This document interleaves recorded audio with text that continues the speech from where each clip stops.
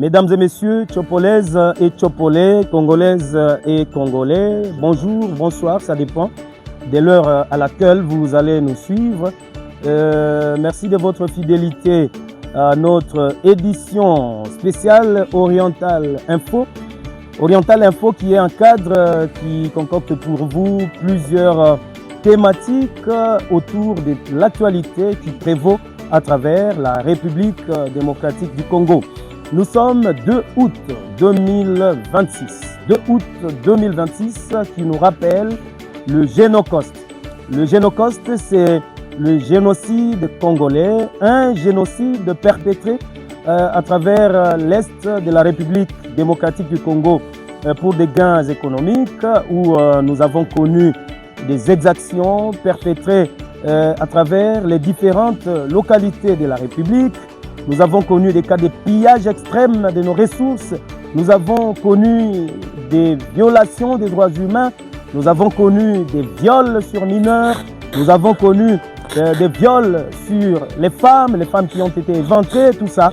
Aujourd'hui, c'est un jour spécial. Un jour spécial qui a été choisi par un érudit qui a vu ses cendres intellectuelles à Kisangani. Il s'agit bel et bien de Maître Justice Tshikona. Maître Justice Tshikona qui est très bien connu dans la ville de Kisangani, qui est très bien connu dans la ville de Bunia, dans la ville de Buta, dans la ville d'Issiro, à Kinshasa également. Sans beaucoup plus commenter, je vais me lever à tout seigneur, tout honneur. Je vais devoir recevoir mon invité de marque. Oui, Moukadi. Ouais, le grand journaliste de tout le temps. Ça va? Un grand plaisir Allez, de te retrouver. bienvenue. Merci beaucoup. Chères dames et messieurs, je vous ai parlé déjà de mon invité, mais je crois que je vais lui accorder au moins 20 secondes pour qu'il parle de lui, pour qu'il se présente. Bonjour maître. Bonjour Moukadi, bonjour chers compatriotes, bonjour chers Tchopolais et Tchopolaises, Boyomé et Boyomaises, Mboté, Djambo. C'est vraiment un plaisir pour moi d'être encore à Kisangani aujourd'hui.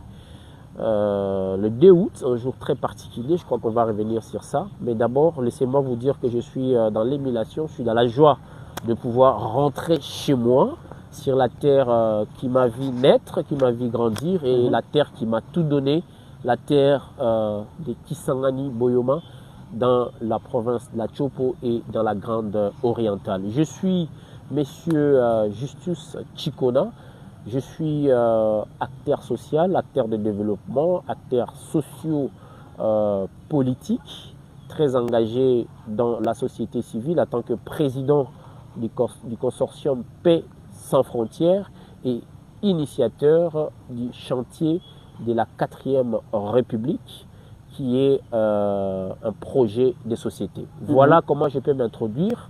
Et pour le reste, je pense que je suis dans ma terre, donc je n'ai pas besoin d'aller dans les détails. Je me sens à l'aise en vous appelant Maître Justice. Maître Justice, vous êtes à Kisangani après être parti à Kinshasa depuis plusieurs années. Quel bon vent à Kisangani. Écoutez, on peut bien s'éloigner de chez soi, mais sans jamais couper les ponts. Donc on part, mais pour ne pas dire les adieux, on part pour des raisons d'État, pour des raisons de responsabilité, pour des raisons de servir la société. Mais aujourd'hui, le vent particulier qui me ramène ici à Kisangani, c'est un vent justifié par les atrocités que cette ville a connues en tant que ville martyre, en tant que ville historique, mais aussi en tant que centre névralgique du patrimoine, du patriotisme congolais, mais aussi centre névralgique de la mémoire collective relative à toutes les victimes de guerre, des crimes contre l'humanité, des crimes de guerre que ce pays a connus. Et je voudrais juste résumer tout ça, que le vent qui m'amène ici, c'est le vent dit Génocoste. Entendez par là les génocides en République démocratique du Congo pour des raisons économiques. Et donc, un jour comme celui-ci, le 2 août, je ne trouve pas un endroit mieux indiqué plus que Kisangani pour pouvoir me présenter. Alors, parce que vous venez d'épingler déjà le Génocoste qui désormais doit être commémoré le 2 août. Nous sommes le 2 août. Qu'est-ce que cela vous inspire? Qu'est-ce que cela vous rappelle? Est-ce que c'est du bon? Est-ce que c'est du mauvais souvenir? Vous savez, lorsqu'on parle du Génocoste Mbouyi, il s'agit là du parcours du peuple congolais. Il s'agit là d'un passé lourd. Il s'agit là de plus de 3 décennies d'atrocités, de crimes de guerre, de crimes contre l'humanité, des violations massives de droits de l'homme qui ont été commis particulièrement ici à Kisangani, mais qui continuent à se perpétrer dans toutes les autres parties de la République, spécialement dans la partie Est, qui aujourd'hui continue à subir la barbarie de rebelles, des milices armées, sous le leadership sous-traité par le Rwanda via le tandem M23 AFC avec comme centre d'impulsion Kigali et les régimes de Paul Kagame. Et donc nous sommes là dans une situation où le pays n'est pas encore sorti de toutes ces atrocités qui n'ont que trop duré et qui justifient alors ce qu'on est en train de lancer comme cri d'alarme à l'intention de l'opinion nationale, régionale et internationale pour dire, écoutez, ça suffit, on a versé assez de sang comme ça, on a suffisamment fait perdurer l'exploitation de minerais de sang. Il est grand temps de pouvoir bâtir la paix. Et pour bâtir la paix, il faut fixer les responsabilités, mettre fin à l'impunité pour que les bourreaux, les criminels puissent répondre de leurs responsabilités par devant les instances judiciaires. Ok, vous êtes natif de la ville de Kisangani. Kisangani qui a été aussi le théâtre de plusieurs exactions perpétrées ici, notamment avec la guerre des 6 jours. Exactement. Qu'est-ce que ça vous rappelle? La guerre des 6 jours. Cette guerre qui rentre aussi dans le cadre du Génocoste qui est commémoré aujourd'hui. Absolument, absolument. Parce que l'on ne peut pas parler du 2 août du Génocoste sans faire allusion à la guerre de 6 jours. Qu'est-ce que je ressens lorsque je parle de la guerre de 6 jours? Il s'agit là des souvenirs lourds, Mbouyi Moukadi. Il s'agit là de souvenirs d'une enfance traumatisée, dont les effets se font sentir jusqu'aujourd'hui, tant sur le plan personnel que sur le plan communautaire.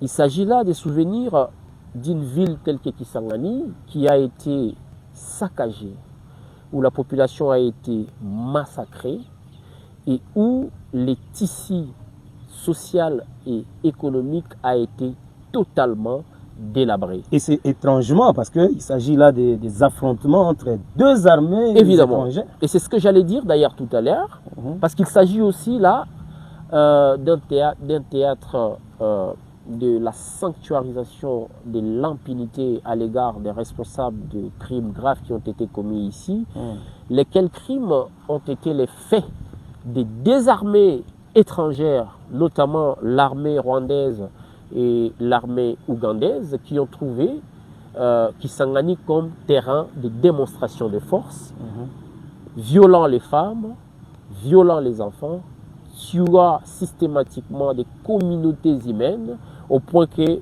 aujourd'hui la ville de Kisangani est restée encore sous les effets en termes de déstabilisation, en termes de détérioration du tissu social et même économique. La destruction du tissu économique. Du tissu économique.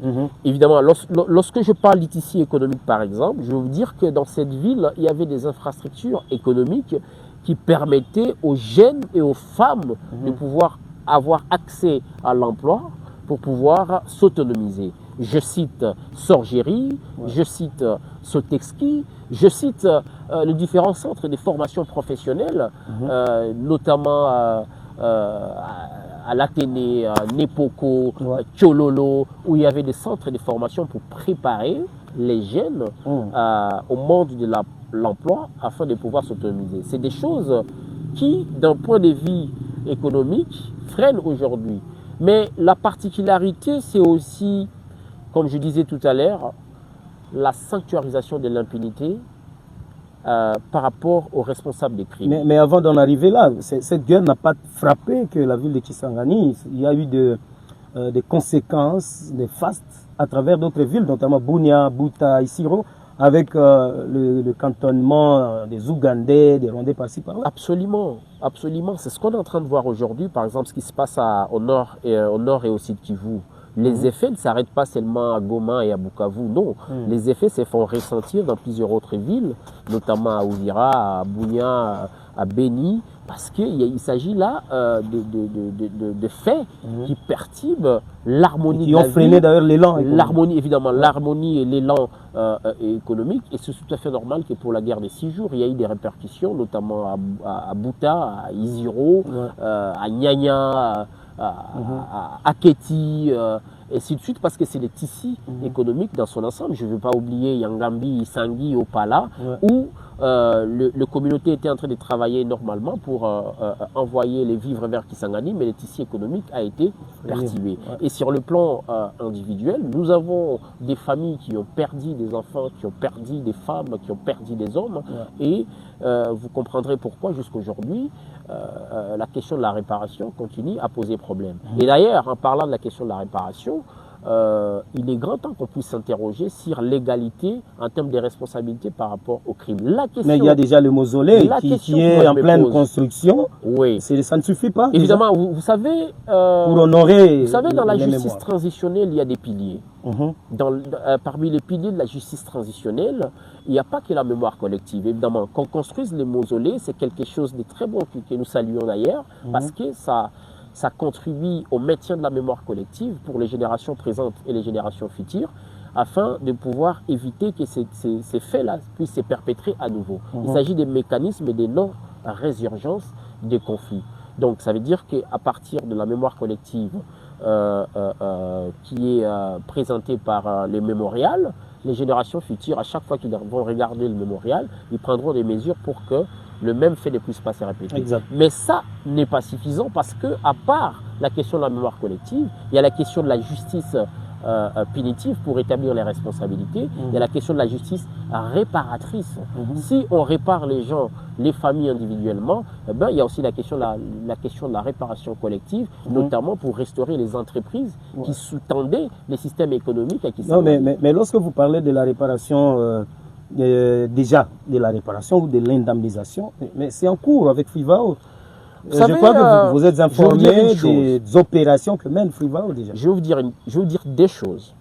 La première des choses, Mboui, c'est que lorsque j'entends parler de Frivao, il y a une autre question qui me monte à l'esprit.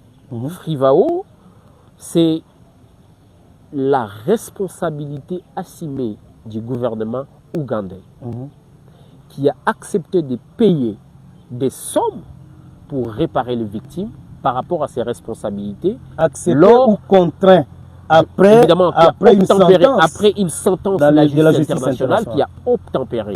Mais là où les bas blessent, et peut-être vous qui êtes acteur de la presse, vous allez m'aider à comprendre. Qu'est-ce qui a fait, excusez-moi, que l'Ouganda soit contraint à prendre ses responsabilités et que jusque-là, le Rwanda n'a jamais été condamné pour envoyer des sommes de réparation. C'est ça que beaucoup de Congolais ne comprennent pas. Qu'est-ce qui se cache derrière cette supercherie par rapport à la justice qui est longtemps entendue? Que l'Ouganda s'exécute à travers Frivao, c'est déjà bon, mais les peuples congolais continuent à attendre du Rwanda la prise de sa responsabilité et la réparation. Au lieu de cela, on assiste à un scénario où le même Rwanda qui a une partie de la responsabilité sur les événements des séjours, ouais. mais c'est le même Rwanda à travers son armée qui se donne encore le kilo de venir encore les kilos de continuer à agresser. Et bizarrement, il y a des Congolais qui ont trahi la nation, qui se sont réunis au sein de la coalition AFC pour pouvoir prendre part à cette messe qui n'a que trop duré en termes de massacre. Et qui en voilà les questions qui se posent. Ouais. Deuxièmement, la question de la gestion des fonds de réparation. Vous savez, les atrocités qui ont été commises, les victimes de ces atrocités aimeraient assister à un système de réparation qui soit digne et qui respecte la dignité humaine. Mais vous allez comprendre que dans la gestion de ces fonds, jusqu'aujourd'hui, ça fait couler encre et salive. Et on a comme l'impression que les gens sont en train de minimiser les choses que les gens ont vécues dans ce pays en termes d'atrocités. Il y a là un sérieux problème en termes d'intégrité dans la gestion des processus d'identification. Il y a déjà, l'opération avance, on a identifié, il y a le début des réparations collectives, le début des réparations individuelles, mais vous voulez qu'on fasse comment? De quelle identification parlons-nous? Est-ce que l'identification des victimes qui a été faite ici a-t-elle été faite dans le respect des standards d'intégrité et de dignité? Est-ce qu'il n'y a pas de questions en termes de transparence?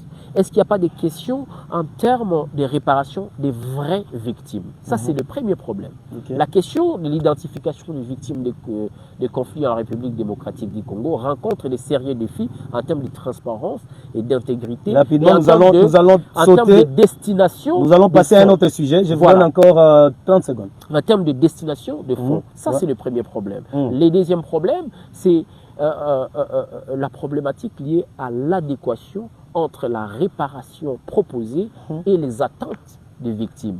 Quel type de réparation est privilégié? Et comment est-ce que ces types de réparations-là permettent de remettre l'harmonie de la vie? Je disais tout à l'heure qu'à part les réparations individuelles, mais les réparations en termes de la restauration du tissu économique et social, ça continue à tarder.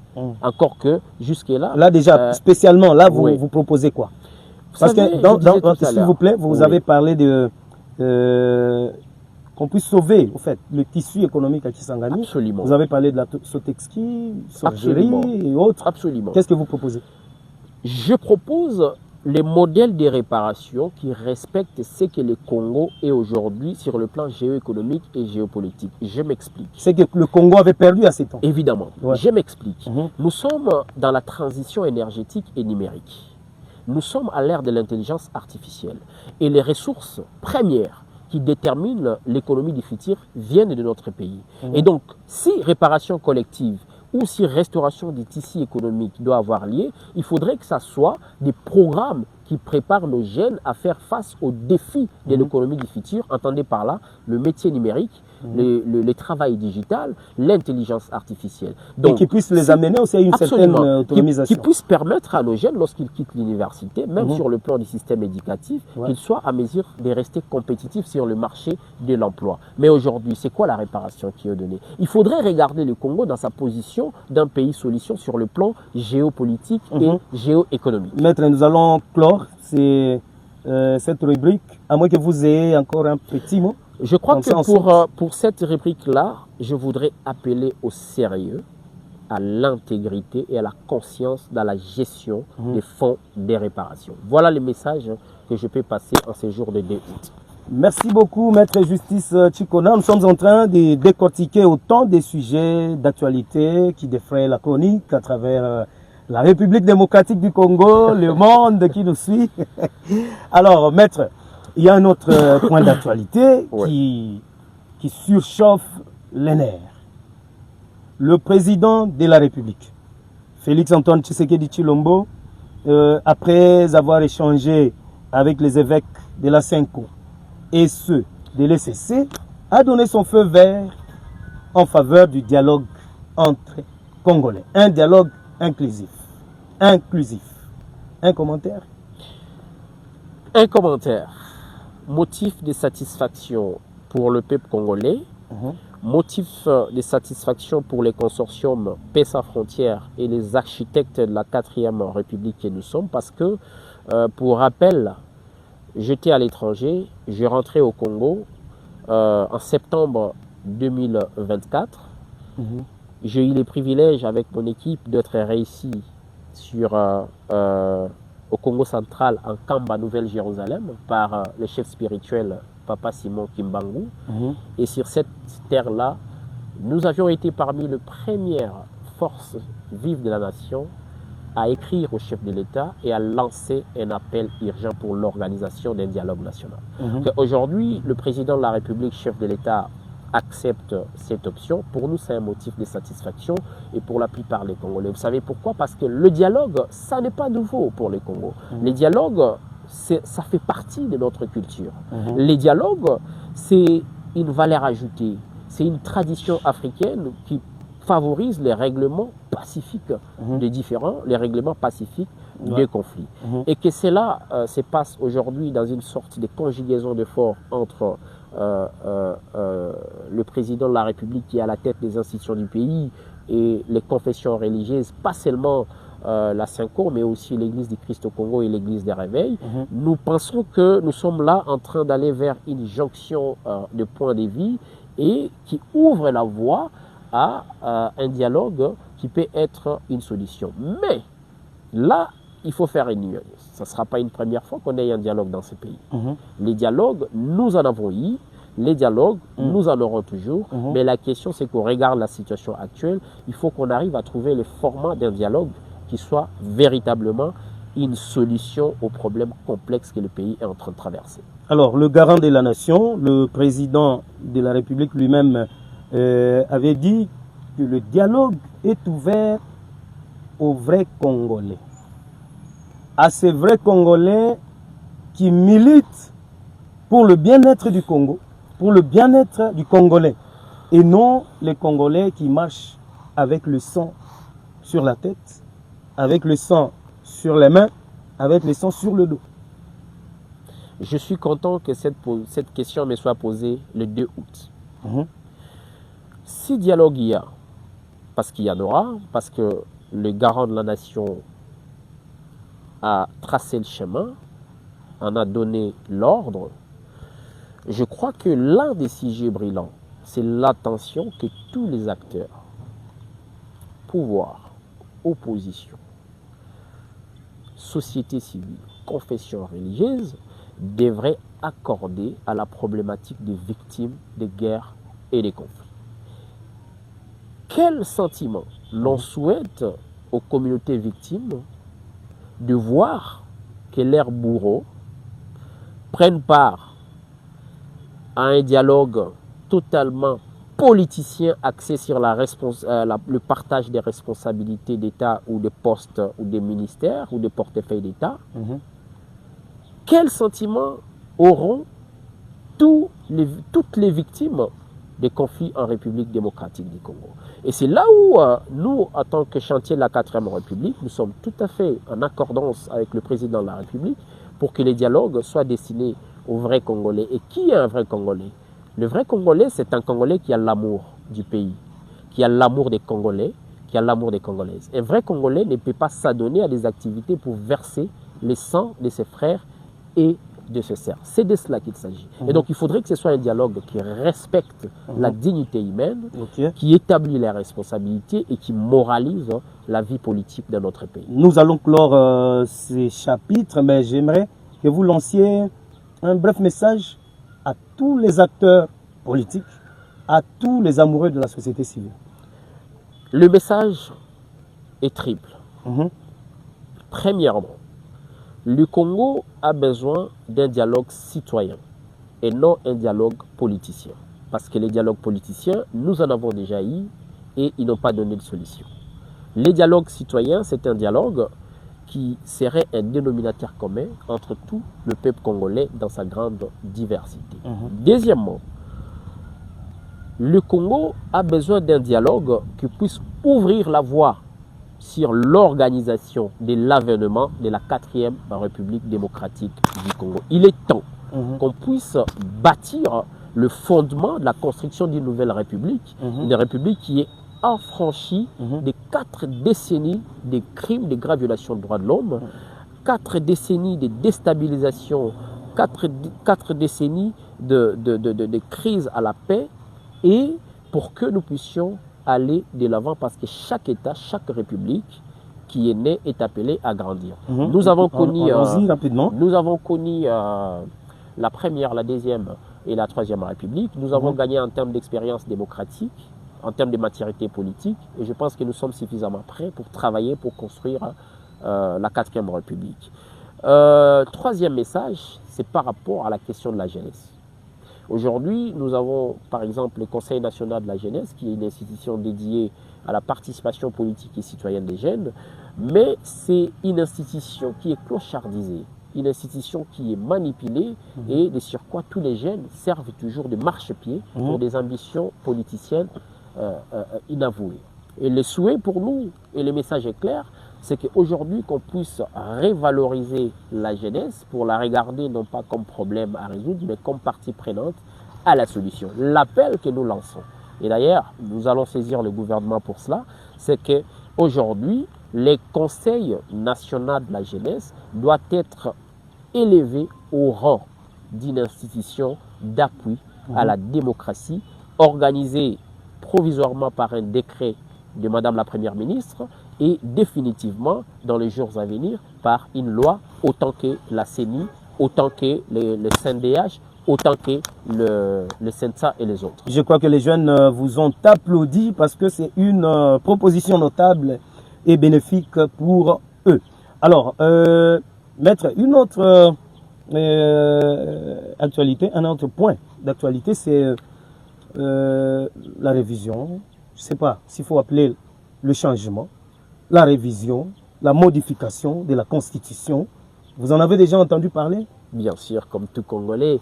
Comment ne pas entendre parler de ça? Parce que aujourd'hui, les débats sur le changement ou alors la révision de la Constitution, c'est un débat qui a sa raison d'être et qui occupe les esprits de tout Congolais, et c'est tout à fait normal. Pourquoi? Parce que nous sommes en démocratie. Les gens réfléchissent, les gens ont droit à la liberté de la pensée, à la liberté d'expression, à la liberté d'opinion. Quoi de plus normal qu'un peuple à qui est reconnu le droit à l'autodétermination dans la Déclaration universelle des droits de l'homme, dans la Charte africaine des droits de l'homme et du peuple et dans plusieurs autres instruments internationaux, notamment par la Constitution de 2006, ce peuple a droit à l'autodétermination et c'est tout à fait normal qu'il y ait un débat sur le maintien ou non de la Constitution actuelle. Mais la nuance, c'est quelle orientation, quelle substance, quelle économie générale on donne à ces débats qui est un débat qui détermine le destin républicain. S'il faut regarder les débats sur le changement de la Constitution, parce que nous, par exemple, nous ne voyons pas pourquoi il faut aller vers une révision de la Constitution, ce serait une tâche inachevée. Nous, les chantiers de la 4e République, nous sommes clairs. Nous voulons d'un changement intégral et radical de la Constitution. Là, vous videz ma question, parce que ma dernière question était de vouloir savoir de vous les dispositions précises, les dispositions concrètes à être modifiées. Et quand vous dites que c'est général, bon, évidemment, parce ma question est vidée. Parce que vous savez, je vais vous dire une chose. L'on ne bâtit pas une république sur les ruines du passé. Les ruines du passé nous servent à tirer des leçons de gouvernance pour imaginer une autre façon de vouloir vivre ensemble. Or, le vouloir vivre ensemble repose sur une loi fondamentale qui est connectée aux réalités, aux tentés de la population et du peuple souverain. Et donc, c'est tout à fait normal de ne pas regarder l'option de la révision, mais de se concentrer sur l'option du changement, parce que la Constitution actuelle qui est encore en vigueur reconnaît au peuple congolais ses droits dans son article 5. L'article 5 de la Constitution pose le principe de la souveraineté du peuple congolais. Il reconnaît le pouvoir constituant originaire au peuple congolais qui a le droit de décider à quel moment il faut changer la Constitution. Et apprendre qu'aujourd'hui, la loi. C'est là que vous rejoignez la loi référendaire. La loi sur. Apprendre aujourd'hui que la loi sur le référendum a été déclarée par la Cour constitutionnelle comme conforme à la Constitution. Nous sommes confortés parce que ça ouvre la voie à l'avènement de la 4e République et c'est tout à fait normal pour un peuple qui a droit à l'autodétermination dans une démocratie. Voilà, le chantier de la 4e République est pour le dialogue et pour le changement de la Constitution intégral parce que nous voulons dire nouvelle République et il est temps de bâtir. D'accord. Alors, maître, vous êtes natif, comme je l'ai dit, de Kisangani qui vous a tout donné, qui vous a vu naître et tout. Comment vous l'avez trouvé? Boyoma restera jamais dans mon âme comme terre d'espoir. Le Boyoma que j'ai trouvé aujourd'hui, Kisangani, et je voudrais d'ailleurs dire, comme le disent beaucoup de Boyomais, Kisangani inapita Boulaya, je suis en train de regarder la ville dans une dichotomie, parce que dans une facette, je regarde une ville avec une population résiliente par rapport à tout ce que cette ville a connu. Je ressens une résilience dans l'air, je ressens un peuple qui ne veut pas lâcher, une ville martyre qui continue à faire parler d'elle, une population boyomaise toujours hospitalière et une population qui croit à un avenir meilleur. Boyoma reste toujours le centre névralgique du patriotisme congolais. Boyoma est demeuré le centre de production des hommes et des femmes d'État. Cependant, il faut le reconnaître, ça demeure une terre ou une circonscription qui fait face à beaucoup de défis sur le plan économique et social, et c'est tout à fait normal parce que lorsque vous revenez des atrocités de la guerre des 6 jours et de la guerre des 2 jours, de 3 jours, de 1 jour, et que les mécanismes n'ont pas été suffisamment mis en place, par exemple pendant les 18 ans de l'Ancien Régime, pour essayer de remettre cette grande ville en place, c'est tout à fait normal que ces difficultés puissent subsister. La chance que Boyoma a, c'est qu'aujourd'hui, c'est une ville qui continue à occuper l'attention du président de la République. C'est une ville qui continue à capter l'attention du gouvernement central. Et c'est une ville où nous avons 2 jeunes à la tête de la gouvernance provinciale, notamment l'exécutif et le législatif. Mais des jeunes qui font face. Je parle du jeune gouverneur de la province, Excellence Paulin, Lendongolia, et puis le jeune président de l'Assemblée provinciale, le docteur Mathéus Kanga. Ces 2 jeunes qui, avec un esprit patriotique, font face à beaucoup de défis de gouvernance, beaucoup de conflits interinstitutionnels, mais qui sont en réalité les conséquences d'un passé lourd pour la gouvernance dans notre pays.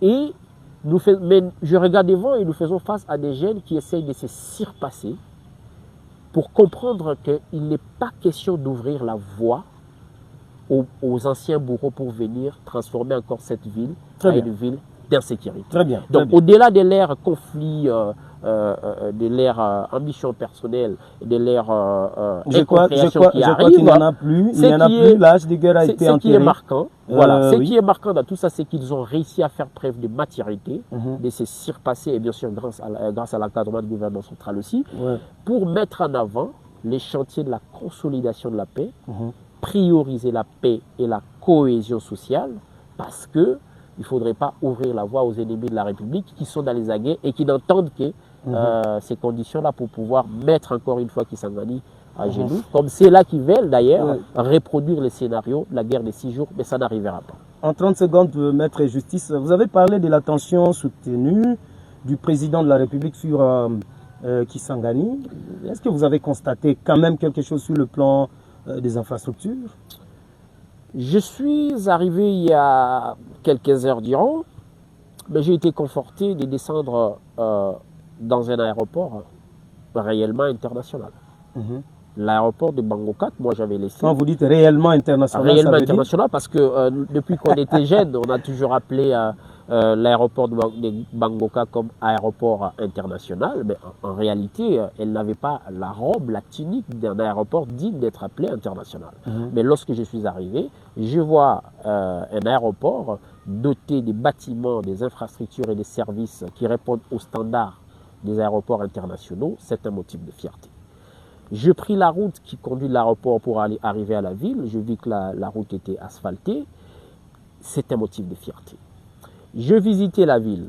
Je suis entré, je regardais les routes urbaines qui sont en pleine réhabilitation. Mon quartier, c'est le quartier Plateau Boyoma.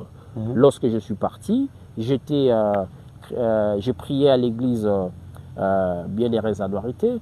Les environs, toutes ces avenues, c'était des avenues en terre bâtie.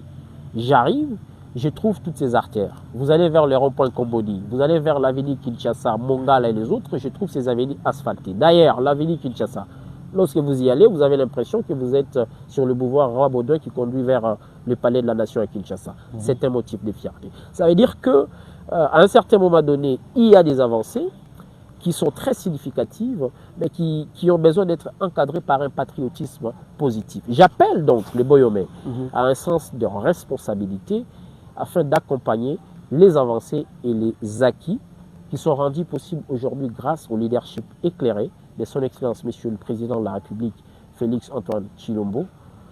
Tshisekedi Tshilombo, qui n'a pas omis de mettre la ville de Kisangani dans la priorité de son action gouvernementale, les efforts du gouvernement central, les efforts du gouverneur de la province et du président de l'Assemblée provinciale, je crois que c'est des motifs de fierté. Je ne saurais pas oublier les efforts en termes de consolidation de la paix, des réconciliations entre communautés, des ça d'ailleurs la dernière question, résolutions des conflits communautaires. Allez-y.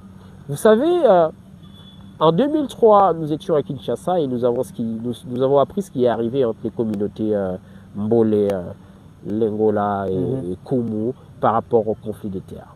Ça, ce sont des choses qui sont totalement nouvelles à Kisangani et qui représentent un défi pour les autorités provinciales. Mais lorsqu'on voit l'implication, du gouvernement central, qui encadre les autorités provinciales dans les efforts des résolutions, lorsqu'on apprend qu'il y a eu des cérémonies de réconciliation qui ont été organisées pour remettre les biens vivre ensemble entre ces communautés, ce sont des efforts qui sont à saluer. Mais s'il faut peut-être faire passer un message de plaidoyer, en 30 secondes, c'est d'appeler encore toutes les autorités, aussi bien nationales que provinciales, à reconsidérer les conditions actuelles dans lesquelles vivent les victimes de ces conflits-là. Des efforts restent encore à déployer. Nous saluons les avancées réalisées par Fonarev, qui n'a pas oublié ses victimes. Nous saluons les efforts de l'Église catholique, notamment de la congrégation des prêtres du Sacré-Cœur de Jésus, qui a donné les sites de Saint-Gabriel et les sites de Sainte-Marthe à Lubunga pour accueillir les victimes, les déplacés. Mais je crois que le gouvernement est le premier responsable qui doit encore multiplier les efforts pour remettre nos compatriotes déplacés et victimes dans les conditions optimales de la vie. Il y a un arbre derrière nous. Ça vous dit quelque chose? Les dialogues. Les dialogues, parce que l'arbre à palabre, c'est de la culture africaine. Vous avez compris pourquoi je me suis installé ici? Absolument, c'est de la culture africaine. Et d'ailleurs, lorsque je regarde cet arbre, je vois les dialogues. J'ai dit oui au dialogue. Le chantier de la 4e République dit oui au dialogue. Lorsque je regarde encore cet arbre, je vois quelque chose qui manque dans la Constitution actuelle. La valorisation du pouvoir coutumier. Parce que le pouvoir coutumier, c'est la toute première institution légitimement reconnue par les Congolais lorsque le colon est arrivé.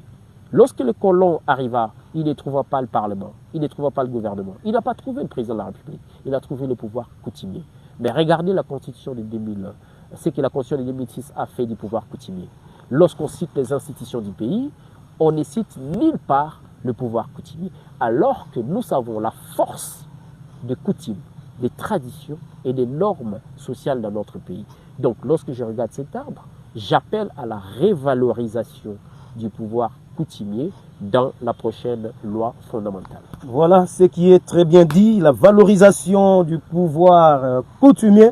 Les autorités coutumières ont été valorisées et c'est elles qui clôturent, qui mettent la boucle sur notre magazine. Mesdames et messieurs, de partout où vous nous suivez, que ce soit à Kinshasa ou de Kinshasa de l'ouest à l'est, du nord au sud, sachez bien que nous vous aimons beaucoup. Nous venions de décortiquer plusieurs points faisant l'ossature de l'actualité de la République démocratique du Congo. Mon invité de marque, c'était un frère à moi de longue date, Maître Justice Tchikona, que je pouvais devoir saluer. Merci. Ici, malheureusement, nous avons transgressé les gestes barrières. Absolument. Allez, c'est la absolument. frappe.